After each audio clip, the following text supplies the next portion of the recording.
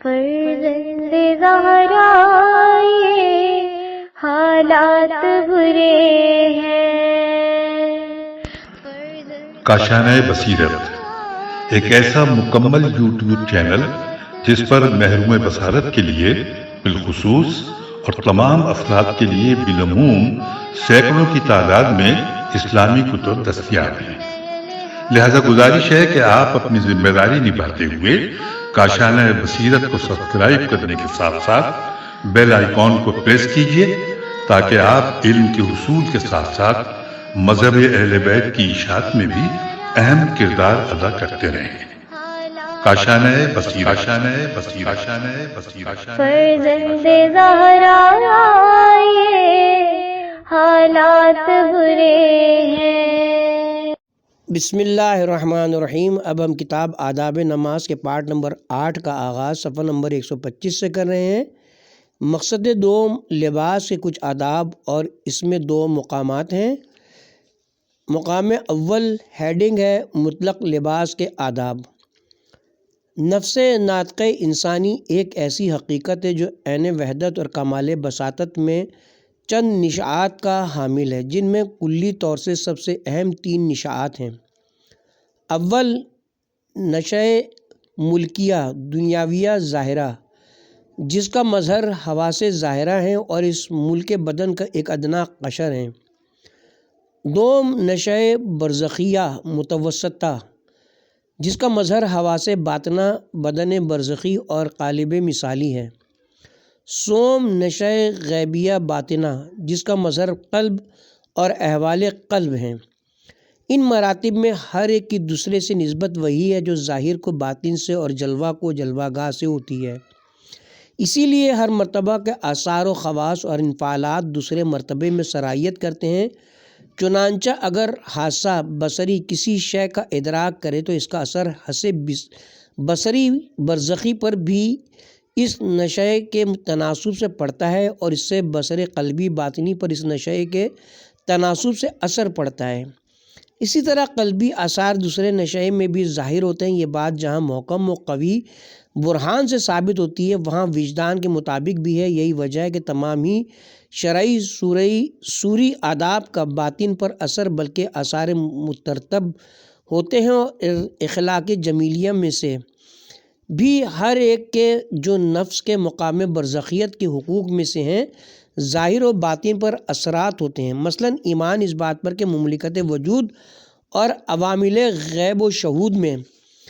حق تعالی متصرف ہے اور دوسرے موجودات کا ان پر کوئی تصرف نہیں ہے، اور ہے تو تصرف اذنی ذلی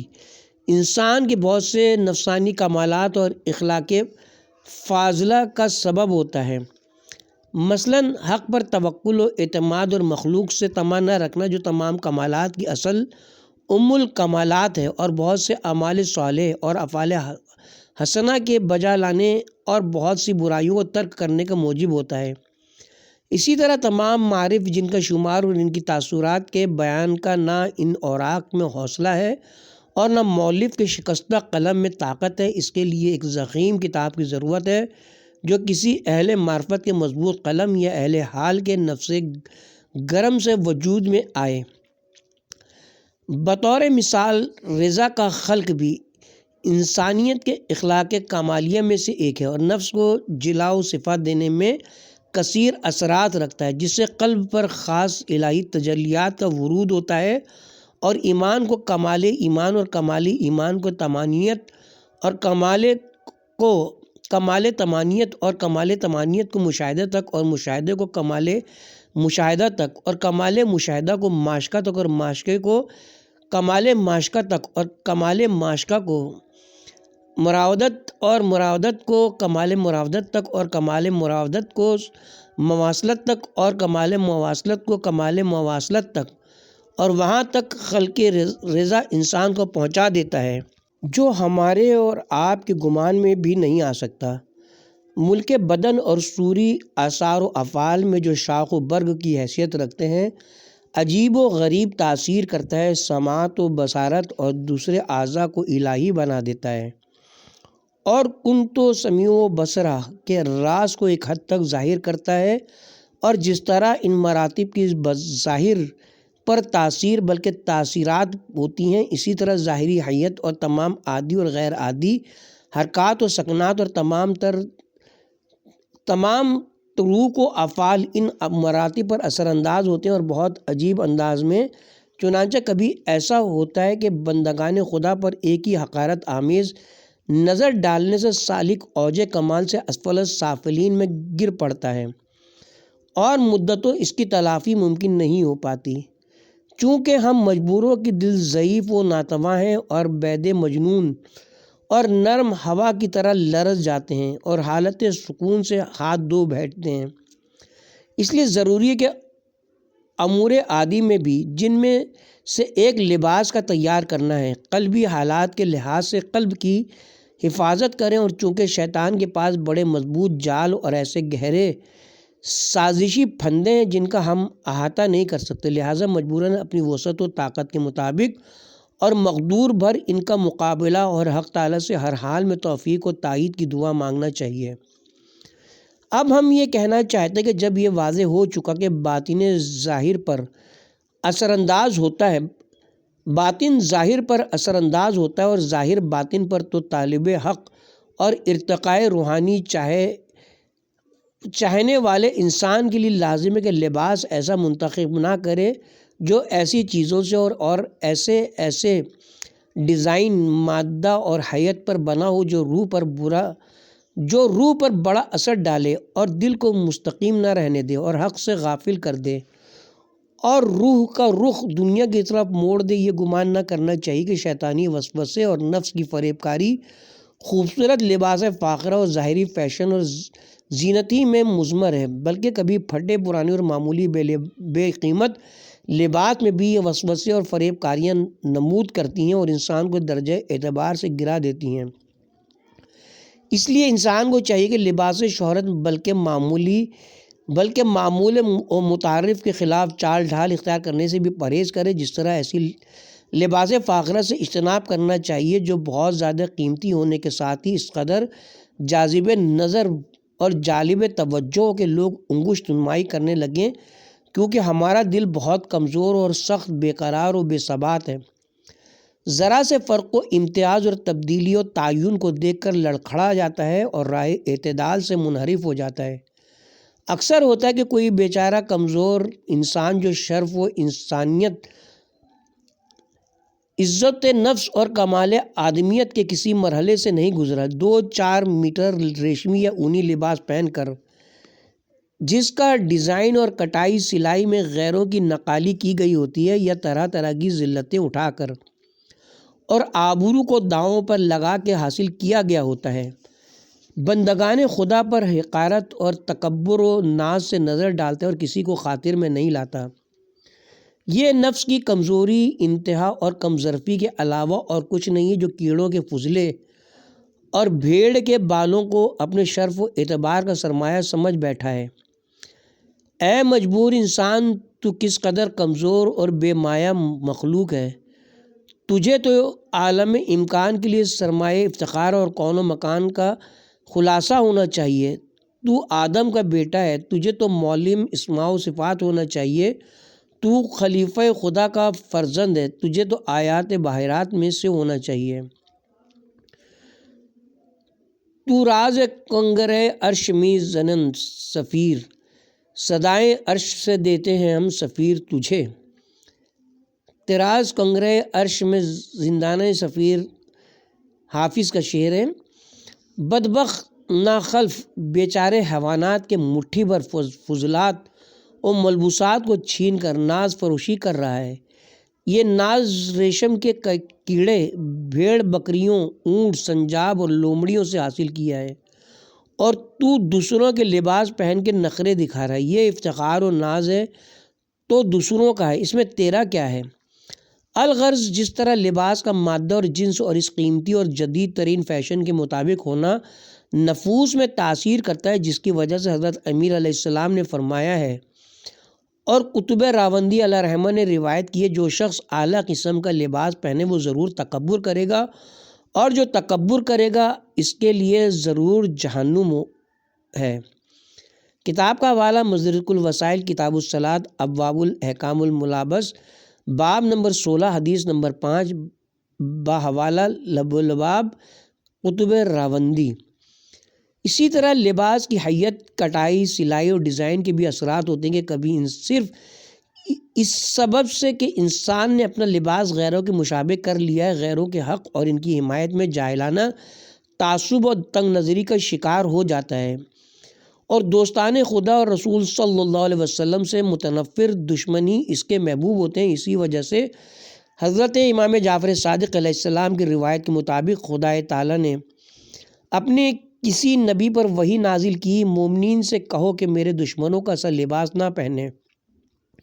میرے دشمنوں کی طرح نہ کھائیں اور میرے دشمنوں کی طرح نہ چلیں، تاکہ ان کی طرح وہ بھی رفتہ رفتہ میرے دشمن نہ بن جائیں۔ کتاب کا حوالہ الجواہر السنیہ باب ابی عبداللہ جعفر بن محمد الصادق حدیث نمبر 60۔ جس طرح بہت زیادہ فاخرہ لباس نفوس میں تاثیر کرتا ہے، اسی طرح بہت حقیر و پست لباس بھی، چاہے وہ جنس اور مادہ کے اعتبار سے پست ہوں یا حیت و شکل کے لحاظ سے اثر انداز ہوتے ہیں، بلکہ اکثر اس قسم کے لباس فاخرہ سے بھی زیادہ مضر ثابت ہوتے ہیں، کیونکہ نفس کے پھندے بہت باریک ہوتے ہیں۔ جیسے ہی انسان نے خود کو موٹا اور کھدر کا لباس پہنے اور دوسروں کو نرم اور لطیف لباس پہنے دیکھا، ویسے ہی اپنے امتیاز اور انفرادیت کا احساس پیدا ہو گیا، حب ذات کی وجہ سے اپنے عیوب سے غافل ہو گیا اور ایسے لباسی کو جو ذاتی نہیں عارضی ہے اپنے لیے سرمایہ افتخار سمجھ بیٹھا، وہ اکثر خود پسندی کا بھی شکار ہو جاتا ہے، بندگان خدا کے مقابلے میں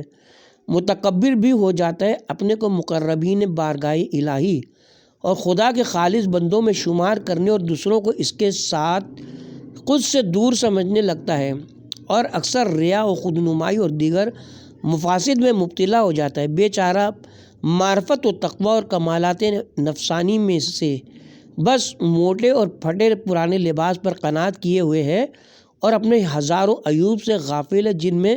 سب سے بڑا عیب یہی ہے جو اس لباس کی بری تاثیر سے پیدا ہوا ہے اور ہے تو اولیاء شیطان میں، مگر خود کو اہل اللہ میں سمجھ بیٹھا ہے اور بندگان خدا کو حقیر و بے قیمت خیال کر رہا ہے۔ اسی طرح لباس کی حیت اور طرز اکثر انسان کو مفسدہ میں ڈال دیتی ہے، چنانچہ وہ اس طرح کا لباس اختیار کرتا ہے جس سے زاہد و مقدس سمجھا جائے۔ الغرض لباس شہرت میں افراط برتی جائے یا تفریط، وہ ایسے امور میں ہے جو کمزور دلوں کو متزلزل اور مکارم اخلاق سے عریاں کر دیتا ہے اور خود پسندی، ریاکاری اور کبر و نخوت کا سبب بن جاتا ہے، جن میں ہر ایک نفس کے بنیادی نقائص اور امہات رذائل میں ہے، بلکہ دنیا کی طرف میلان اور دل بستگی کا سبب ہے، جو تمام خطاؤں کی اصل اور تمام برائیوں کا سرچشمہ ہے۔ احادیث میں بھی بہت سے مذکورہ امور کی طرف اشارہ کیا گیا ہے، چنانچہ کافی شریف میں حضرت امام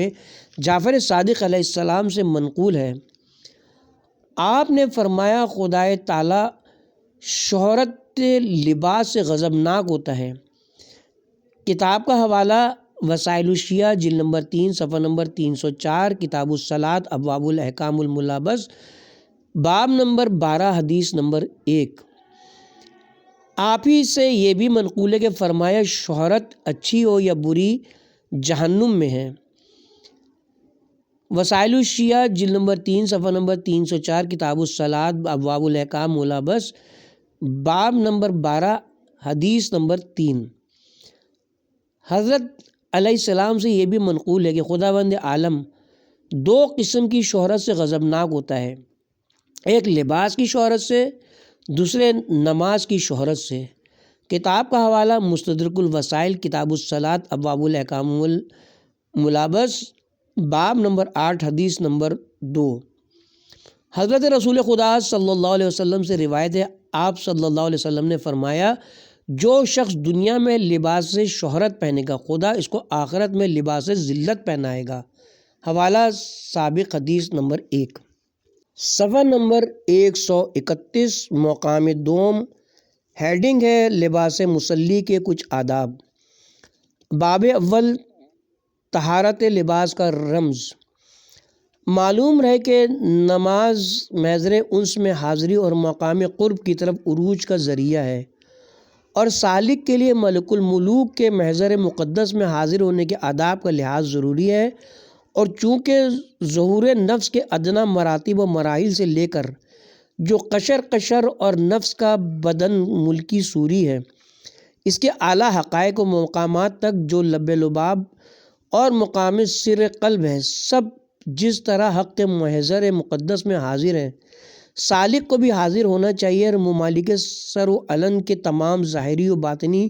لشکروں کا محضر حق جل جلالہ میں مظاہرہ کرنا چاہیے، اور ان تمام امانتوں کو جو اس کی ذات مقدس نے کمال طہارت و صفا کے ساتھ اور موجودات میں سے کسی کے تصرف کے بغیر اپنے جلال و جمال کے دست قدرت سے اس کو مرحمت فرمائی ہیں، اس کے حضور میں پیش کرنا چاہیے، اور امانتیں جس طرح عطا ہوئی تھی ویسی ہی واپس کرنا چاہیے۔ پس ادب حضور میں بہت خطرات ہیں، ایک لحظے کے لیے بھی سالک کو ان سے غفلت نہیں کرنا چاہیے، اور طہارت لباس کو جو ساتر قشر بلکہ ساتر قشر ہے، لباس باطنی کی طہارت کا وسیلہ بنانا چاہیے، اور یہ سمجھ لینا چاہیے کہ جس طرح یہ لباس سوری ساتر ہے اور بدن ملکی کا لباس ہے، خود بدن برزخی کا ساتر ہے، اور بدن برزخی اسی وقت موجود ہے، اگرچہ بدن دنیائی کے حجاب و ستر میں ہے، اور یہ بدن اس کو پوشیدہ کیے ہوئے ہے، اور قلب ساتر روح ہے، اور روح ساتر سر ہے، اور سر ساتر لطیفہ خفیہ ہے، اور اسی طرح دوسرے مراتب ہیں، ہر پست مرتبہ بلند مرتبے کا ساتر ہے، اور یہ سارے مراتب اگرچہ اللہ کے اولیاء خالص میں موجود ہیں اور دوسرے ان سے محروم ہیں، لیکن ان میں سے چونکہ بعض مراتب سبھی ہی رکھتے ہیں، لہٰذا انہی کی طرف اشارہ کیا جاتا ہے۔ معلوم رہنا چاہیے کہ جس طرح نماز کی صورت طہارت بدن و لباس سے وجود میں نہیں آتی، اور آلودگی جو شیطانی نجاست اور محضر رحمان سے دور کر دینے والی ہے، محضر مقدس میں باریابی کے موانع ہی سے ہے، اور نماز گزار کو نجاست شیطانی سے آلودہ لباس و بدن کے ساتھ محضر خود سے دور رکھتی ہے، اور مقام انس میں باریاب نہیں ہونے دیتی۔ اسی طرح معاصی اور نافرمانی کی گندگیاں بھی جو شیطانی تصرفات اور نجاسات ہیں، محضر مقدس میں باریابی کے موانع میں سے ہے۔ پس جو شخص گناہوں سے آلودہ ہے، اس نے سارے بدن برزخی کو نجس کر دیا ہے، اور ان نجاستوں کے ساتھ محضر حق میں وارد نہیں ہو سکتا، اور اس لباس کی تطہیر نماز باطنی کی صحت اور اس کے تحقق کی ایک شرط ہے، اور انسان جب تک حجاب دنیا میں ہے، اس غیبی بدن اس کے لباس کی طہارت اور نجاست، طہارت کی شرائط اور نجاست کے مانع ہونے کو نہیں سمجھ سکتا۔ جس روز اس حجاب سے نکلے گا اور سلطنت باطن اور یوم الجمعہ تفرقہ ظاہر کی بساط کو الٹ دے گا، اور حقیقت کا سورج دنیا کے تاریک حجابوں کے پیچھے سے نمودار ہوگا، باطنی ملکوتی آنکھ کھلے گی اور حیوانی ملکی آنکھ بند ہوگی، تب چشم بصیرت دریافت کر لے گی کہ آخر تک نہ طہارت کی تھی، نہ نماز پڑھی تھی، اور ہزار بار موانع میں مبتلا رہا، جن میں ہر ایک محضر مقدس حق سے دور کرنے کا ایک مستقل سبب تھا، اور ہزار افسوس کہ اس روز تلافی کی کوئی راہ اور گلو خلاصی کی کوئی تدبیر انسان کے لیے نہیں۔ جو چیز رہ جائے گی وہ صرف حسرت و ندامت ہوگی، وہ حسرت و ندامت جو کہیں ختم ہونے والی نہیں ہے۔ جب بدن باطنی کے لباس کی تطہیر ہو چکی تو رجس شیطانی سے بدن ملکوتی کی طہارت بھی لازم ہے۔ بدن ملکوتی کی تطہیر کا مطلب اخلاق ذمیمہ کی نجاستوں کو دور کرنا ہے، جن میں سے ہر ایک باطن کو آلودہ کر دیتی ہے اور انسان کو محضر سے دور اور بساط قرب حق سے محجور کرنے والی، اور یہ سب رجس شیطانی ہے جو خود تو رحمت سے دور ہی دوسروں کو دور کرنے کی کوشش سے باز نہیں آتا۔ تمام برائیوں کی اصلی شروعات خود بینی و خود خواہی، خود فروشی و خود نمائی اور خود رائی سے ہوتی ہے، اور ان میں سے ہر ایک بے شمار اخلاقی برائیوں اور کثیر خطاؤں کی بنیاد ہے، اور جب سالک بدن ملکوتی کی تطہیر کر چکا اور لباس تقویٰ کو نصیحت حاصل ہونے والے گناہگار کی توبہ اور شرعی ریاضتوں سے پاک کر چکا، تو اب ضروری کہ قلب کی تطہیر میں مشغول ہو جائے جو حقیقی ساتر ہے، اور شیطان کا تصرف سب سے زیادہ قلب ہی پر ہوتا ہے، اور اس کی آلودگیاں تمام لباسوں اور ساتروں میں سرایت کر جاتی ہیں، اور جب تک تطہیر نہ ہو جائے دوسری طہارتیں میسر نہیں آ سکتیں۔ قلب کی تطہیر کے کچھ مراتب ہیں جن میں سے ان اوراق کی مناسبت سے بعض کی طرف اشارہ کیا جاتا ہے۔ ایک مرتبہ محبت دنیا سے قلب کی تطہیر ہے، جو تمام خطاؤں کی بنیاد اور تمام مفاسد کا سرچشمہ ہے، اور جب تک انسان کے دل میں یہ محبت باقی ہے اس وقت تک محضر حق تک رسائی ممکن نہیں ہے۔ اور محبت الہی جو الطہارات تمام طہارتوں کی ماں ہے، محبت دنیا کی آلودگی کے ہوتے ہوئے وجود میں نہیں آتی، اور شاید کتاب خدا انبیاء و اولیاء علیہم السلام کی وصیتوں خصوصاً امیر المومنین علیہ السلام کی وصیت میں ترک دنیا اور زہد کی بنسبت جو تقوی کے حقائق میں سے ہے کسی اور چیز کی طرف کمی اشارہ کیا گیا ہے، اور تطہیر کا یہ مرتبہ اس وقت تک حاصل نہیں ہوتا جب تک نفع بخش علم نہ حاصل کیا جائے، سخت قلبی ریاضتیں نہ کی جائیں، مبدا و مات کے بارے میں گہرائی سے غور و فکر نہ کیا جائے، اور قلب کو دنیا کی خرابی اور تباہی اور غیبی جہانوں کی سعادتوں اور کرامتوں میں مشغول نہ کر لیا جائے۔ رحم اللہ الامر علم ممن عین و فی عین و الی عین، خدا رحمت کرے اس شخص پر جو جان لے کہ وہ کہاں سے آیا ہے، کہاں ہے اور کہاں جائے گا۔ کتاب کا حوالہ مفاتیح الغیب ملا صدرہ تصحیح خواجی، صفحہ نمبر 50۔ قلب کی تطہیر کا ایک اور مرتبہ مخلوق پر اعتماد سے تطہیر ہے، جو شرک خفی بلکہ اہل معرفت کے نزدیک شرک جلی ہے۔ یہ تطہیر توحید فعلی خدا تعالیٰ سے حاصل ہوتی ہے جو تمام طہارتوں کا سرچشمہ ہے۔ معلوم رہنا چاہیے کہ توحید فعلی کے بارے میں محض علم برہانی اور اقدام فکری سے نتیجہ مطلوب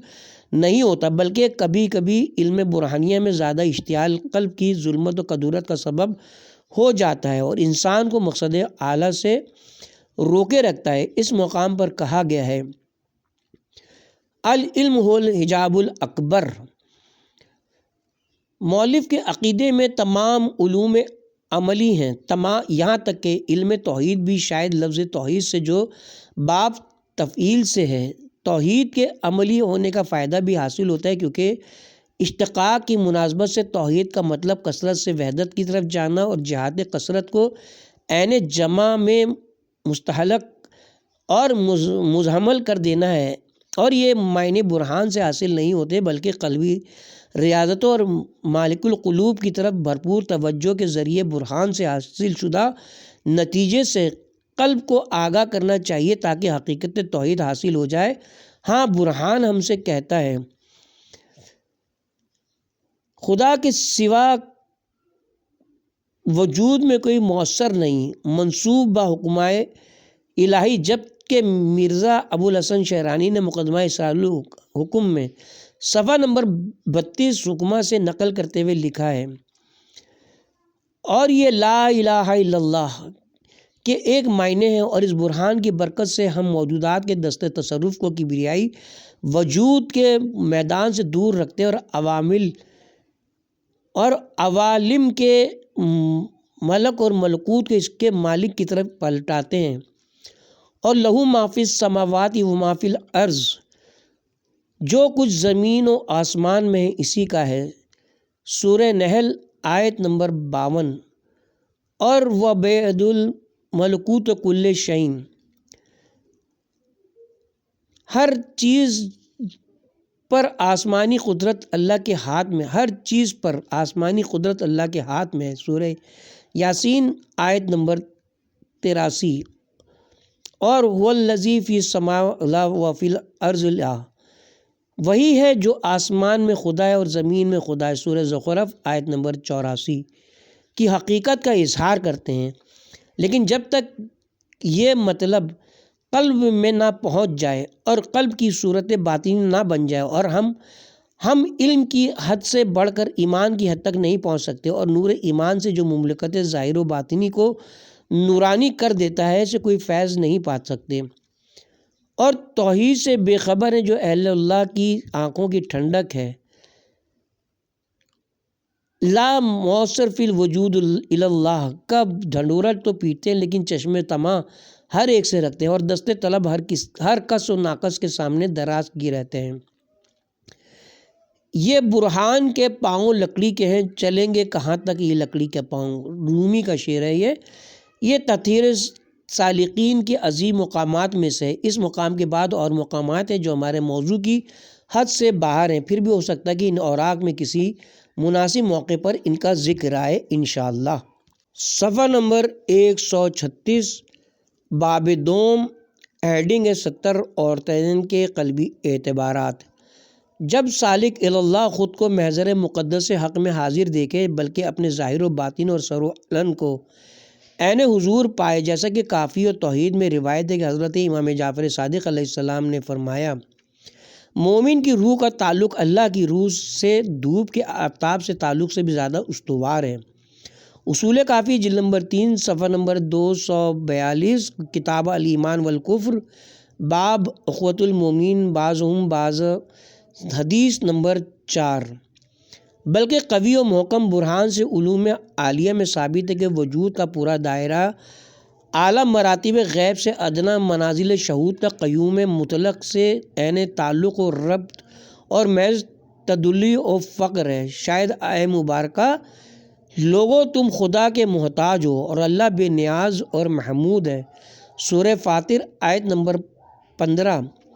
اسی مطلب کی طرف اشارہ کر رہا ہے، کیونکہ اگر کوئی موجود کسی حال میں اور کسی لمحے اور کسی حیثیت سے عزت قدس ربوبیت سے تعلق نہ رکھتا ہوگا تو دائرہ امکان و فقر ذاتی سے خارج اور حریم غنا و وجوب ذاتی میں داخل ہو جائے گا، اور عارف باللہ اور سالک اللہ کو چاہیے کہ برہان سے ثابت شدہ اس مطلب حق کو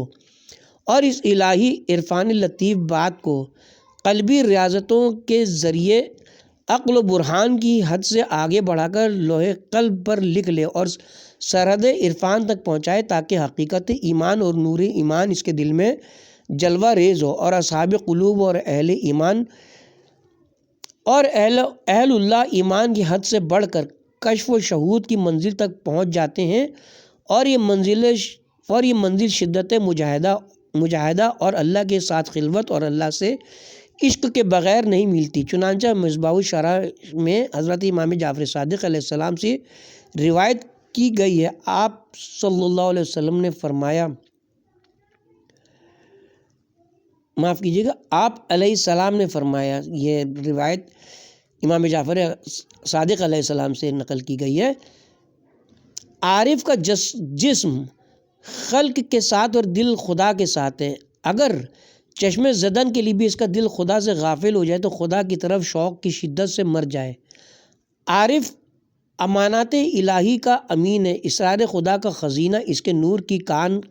خلق کے لیے اس کی رحمت کی طرف رہنما، اس کے علوم کا حامل اور اس کے فعل و عدل کی میزان ہے۔ عارف خلق سے دنیاوی مقاصد اور دنیا سے بے نیاز رہتا ہے، اور خدا کے سوا اس کا کوئی مونس نہیں بولتا اور نہ ہی اشارہ کرتا اور نہ ہی سانس لیتا، مگر خدا کے بارے میں، خدا کے لیے، خدا سے اور خدا کے ساتھ۔ کتاب کا حوالہ مصباح الشریعہ الباب الخامس والنصون فی المعرفہ۔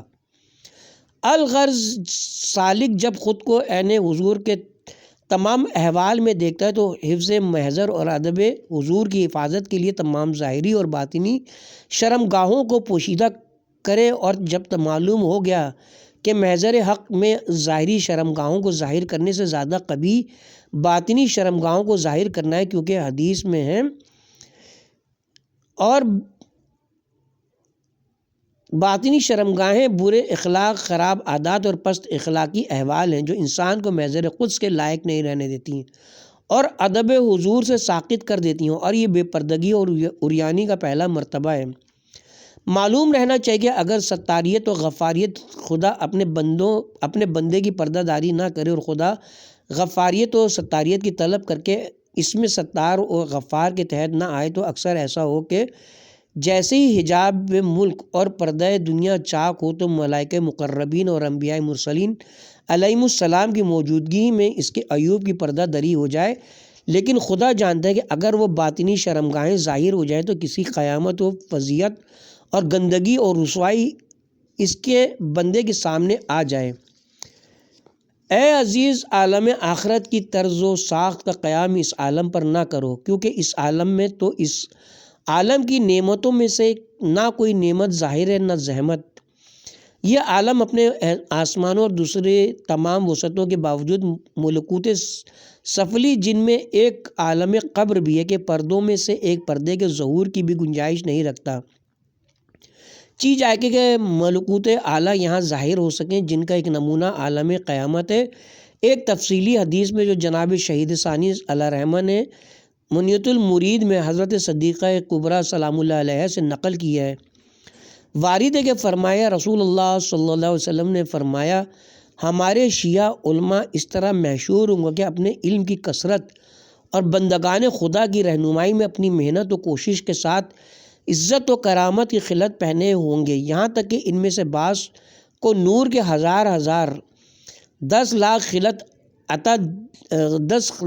خلعت عطا دیے جائیں گے، یہاں تک کہ حضور صلی اللہ علیہ وسلم فرماتے ہیں ایک تار ان خلعتوں کا 1000 گنا بہتر ہے ان تمام موجودات سے جن پر سورج طلوع کرتا ہے۔ کتاب کا حوالہ منیت المرید صفحہ نمبر 24۔ یہ تو ہے قیامت کی نعمتوں کا ذکر، لیکن قیامت کے عذاب کے بارے میں جناب ملا محسن فیض کاشانی رحمۃ اللہ علیہ کتاب علم الیقین میں مرحوم صدوق علیہ رحمہ سے حدیث نقل کرتے ہیں کہ انہوں نے اپنے اسناد سے حضرت امام جعفر صادق علیہ السلام سے روایت کی کہ ایک حدیث کے ضمن میں کہ جبرائیل نے جناب رسول خدا صلی اللہ علیہ وسلم سے عرض کیا کہ اگر ایک حلقہ اس زنجیر کا جس کی لمبائی 70 ہاتھ ہے دنیا پر رکھ دیا جائے تو اس کی گرمی کی تاب نہ لا کر یہ دنیا پگھل جائے، اور اگر اس کے زقوم و زری کا ایک قطرہ دنیا کے پانیوں میں گر جائے تو تمام اہل دنیا اس کی بدبو سے مر جائیں۔ کتاب کا حوالہ علم الیقین جلد نمبر 2 صفحہ نمبر 1033۔ نعوذ باللہ من غضب الرحمن۔ لہذا سالک اللہ کے لیے لازم ہے کہ اپنے اخلاق ذمیمہ اور عادات قبیحہ کو اخلاق حسنہ اور عادات پسندیدہ میں تبدیل کر دے اور اوصاف کمالیہ حق کے دریائے بے قرار میں فانی ہو جائے اور شیطانی طبیعت کی تاریک زمین کو نورانی اور تابناک بنا دے اور زمین اپنے پروردگار کے نور سے روشن ہو گئی۔ سورہ زمر آیت نمبر 69 کی معنویت کا اپنے اندر ادراک کرے اور ذات مقدس کے اسماء جلال و جمال کا مقام اپنے وجود کی مملکت میں پیدا کرے اور اس مقام پر پہنچ کر جمال و جلال کے حجاب میں چلا جائے گا اور اخلاق الہی سے خود کو آراستہ کر لے گا اور تعینات نفسیہ کی قباحت اور وہم کی تاریکیاں یکسر پوشیدہ ہو جائیں گی۔ اگر اس مقام تک پہنچ گئے تو حق تعالیٰ کی عنایات خاصہ کا مستحق قرار پائے گا اور خدا اپنے خاص لطف خفی سے اس کی دستگیری فرمائے گا اور اپنی کبریائی کے پردے کے نیچے اس کو اس طرح مستور کر لے گا کہ خود اس کے علاوہ اسے کوئی دوسرا نہیں پہچان سکے گا اور اس کو بھی حق تعالیٰ کے علاوہ کوئی اور نہ پہچان سکے گا۔ میرے دوست میرے قبوں کے نیچے ہیں، میرے سوا کوئی ان کو نہیں پہچانتا۔ کتاب کا حوالہ احیاء علوم الدین جلد نمبر 4 صفحہ نمبر 256 حدیث قدسی ہے اور اس کے نقل کرنے میں قبابی اور کبیائی دونوں وارد ہوئے ہیں، اور خدا کی مقدس کتاب نے اہلیت و صلاحیت رکھنے والوں کے لیے سلسلے میں بہت اشارے کیے ہیں۔ چنانچہ ارشاد ہے، خدا ان لوگوں کا ولی ہے جو ایمان لائے ہیں اور وہ ان کو اندھیروں سے روشنی کی طرف نکالتا ہے۔ سورہ بقرہ آیت نمبر 257۔ اہل معرفت اور اصحاب سابقہ حسنہ جانتے کہ تمام خلقی تعینات اور عیانی کثرت ظلمت ہیں اور نور مطلق تبھی حاصل ہوتا ہے جب تمام اضافات کو ساقط کر دیا جائے اور ان تعینات کو توڑ دیا جائے جو سالک کی راہ کے بت ہیں، جو کثرات و صفی اور فعلی کی ظلمت مزمل اور کمزور ہو جائیں گی اور عین جمع میں غرق ہو جائیں گی تو تمام شرمگاہوں کا سطر ہو جائے گا اور حضور مطلق اور وصول تام عالم وجود میں آ جائے گا۔ اور نماز گزار اس مقام میں چونکہ حق کی پردہ پوشی میں ہے، لہٰذا اس کی نماز حق ہے، اور شاید حضرت خاتم المرسلین صلی اللہ علیہ وآلہ وسلم کی نماز معراج بعض مقامات و مدارج میں اسی طرح سے ادا ہوئی تھی، واللہ عالم۔ صفحہ نمبر 140، ہیڈنگ ہے وصل۔ اگرچہ بیانات سابقہ کی طرف رجوع کرنے سے حدیث شریف کے مقاصد پر ایک حد تک روشنی پڑ جاتی ہے، مگر ترجمہ جیسے انداز میں اس کے بعض اشاروں کی طرف توجہ دلانا صفائے قلب کا سبب ہوگا۔ فرماتے ہیں مومنین کے لیے سب سے زیادہ آراستہ لباس تقویٰ کا لباس ہے، اور سب سے زیادہ نرم لباس ان کے لیے ایمان کا لباس ہے، جیسے کہ خداوند عالم فرماتا ہے لباس تقویٰ بہترین لباس ہے، سورہ اعراف آیت نمبر 26۔ رہا لباس ظاہر تو وہ اللہ کی نعمتوں میں سے ایک نعمت ہے جو بنی آدم کی شرمگاہوں کا پردہ ہے، اور یہ عزت و کرامت بنی آدم کے لیے مخصوص ہے اور دوسرے موجودات کو عطا نہیں فرمائی گئی، لیکن مومنین اس نعمت کو بھی واجبات الہیہ کے ادا کرنے میں صرف کرتے ہیں، اور تمہارا سب سے عمدہ لباس وہ ہے جو تمہیں یاد خدا سے غافل نہ کرے اور غیر خدا میں مشغول نہ کر رہے، بلکہ اس کے شکر و ذکر اور اطاعت سے قریب کرتے۔ لہٰذا لباس کے اصل مادہ یعنی مٹیریل اور حیت یعنی ڈیزائن میں ایسی چیزوں سے پرہیز کرو جو حق تعالیٰ کے ساتھ خود سے غفلت اور دوری کا سبب ہے، اور یہ جان لو کہ لباسوں میں بلکہ تمام ہی عادی امور میں کچھ ایسے ہیں جو انسان کو حق سے غافل اور دنیا میں مشغول کرنے والے ہیں اور تمہارے کمزور دل میں برے اثرات چھوڑ جاتے ہیں، اور خود پسندی، خود نمائی، فیشن پرستی، مفاخرت اور کبر و غرور میں مبتلا کرتے ہیں، جو سب کے سب دین کے لیے آفتیں اور سنگدلی کا سبب۔ جب تم نے ظاہری لباس پہن لیے تو یاد کرو کہ حق تعالیٰ اپنی رحمت کے پردے میں تمہارے گناہوں کو پوشیدہ کر دیا ہے، اور جس طرح تم نے ظاہر کو لباس ظاہر سے ملبوس کیا، اسی طرح باطنی لباس سے غفلت نہ کرو، اپنے باطن کو سچائی کے لباس سے آراستہ کرو، اور چاہیے کہ اپنے باطن کو خوف و بیم کے پردے میں اور اپنے ظاہر کو اطاعت کے پردے میں رکھو، اور فضل حق تعالیٰ سے عبرت حاصل کرو کہ لباس ظاہر عطا کر کے تم پر لطف و احسان کیا تاکہ اپنے ظاہری عیوب کو اس سے چھپاؤ، اور توبہ و انابت کے دروازے تمہارے لیے کھول دیے تاکہ باطنی شرمگاہوں یعنی گناہوں اور بد اخلاقیوں کو چھپاؤ اور کسی کو رسوا نہ کرو، جیسے کہ خدا نے تمہاری ان چیزوں کو ظاہر کر کے تمہیں رسوا نہیں کیا جو اس سے بڑی اور بری ہیں۔ اپنے عیبوں پر نگراں رہو تاکہ اپنی اصلاح آپ کر سکو۔ جو چیزیں تمہاری مدد نہ کریں ان سے درگزر کرو، دوسروں کے لیے عمل کرنے میں اپنی عمر کو برباد کرنے سے بچتے رہو کہ تمہارے اعمال کا ثمرہ دوسروں کے نامہ اعمال میں لکھ دیا جائے، اور تمہارے سرمایے سے دوسرے لوگ تو تجارت کریں اور تم خود کو ہلاکت میں ڈال دو، کیونکہ اپنے گناہوں کو بھول جانا سب سے بڑی سزا ہے جس میں خدا انسان کو دنیا میں مبتلا کر دیتا ہے، کیونکہ اپنے نفس کی اصلاح کی طرف متوجہ نہیں ہو رہا ہے اور آخرت میں عذاب کے سب سے بڑی اسباب میں سے۔ اور جب تک بندہ اطاعت خدا میں مشغول رہتا ہے اور اپنے عیوب کو پہچاننے میں لگا رہتا ہے اور ان چیزوں کو ترک کیے رہتا ہے جو دین خدا میں عیب شمار ہوتی ہیں، اس وقت تک آفات سے محفوظ رہتا ہے اور اللہ کی رحمت کی دریا میں غوطہ زنی کرتا ہے اور حکمت و بیان کے موتی حاصل کرنے میں کامیاب ہوتا ہے، اور جب اپنے گناہوں کو فراموش کر بیٹھتا ہے اور اپنے عیوب سے بے خبر ہو جاتا ہے اور اپنی قوت و طاقت پر اعتماد کیے رہتا ہے تو اس کے نجات پانے کا کوئی سوال نہیں اٹھتا۔ اس کے ساتھ ہی اب ہم یہاں پہ کتاب کے پارٹ نمبر 8 کا اختتام کرتے ہیں اور کتاب کے پارٹ نمبر 9 کا آغاز صفحہ نمبر 145 سے کریں گے۔ مقصد صوم عنوان ہے مکان مصلی کے قلبی آداب، اس میں 2 فصلیں ہیں۔